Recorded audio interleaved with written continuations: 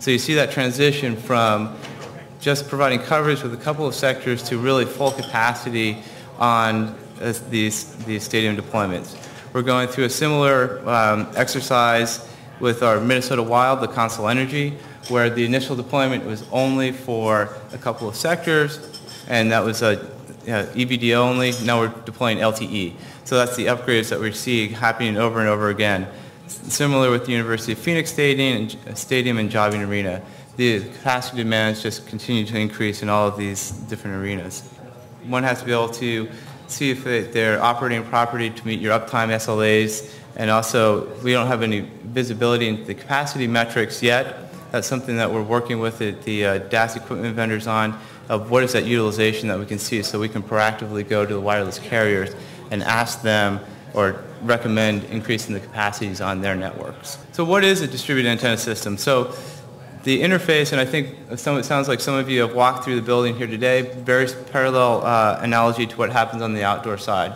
So you would have essentially a base station that's provided by the wireless carrier, AT&T and Verizon, etc., that's interfaced into the hub or head-end equipment, which takes those RF signals and converts them to light for distribution out to the nodes. Our preference is to use an existing tower site where there's BTS equipment, or perhaps another existing BTS site rather than remotely locate the wireless or the head-end equipment.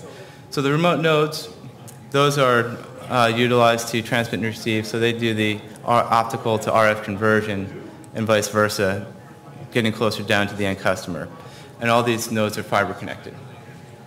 The remote nodes then convert the wireless, do the optical conversion interface, and we'll show you later on in the slides that what we're seeing on the remote side is years ago that was peaking out around 10 watts ERP, and now we're seeing that bump up to 20 and 40 watt requirements, and that's purely driven by capacity and not by coverage.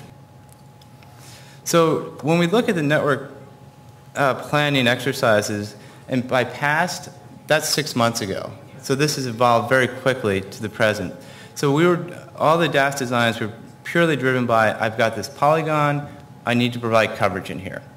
Now it's, I've got this polygon, I've got some coverage on here, but I really need to drive capacity. The coverage requirements are still out there, and we continue to see those in some areas, but really it's more and more being driven by this coverage or capacity requirement.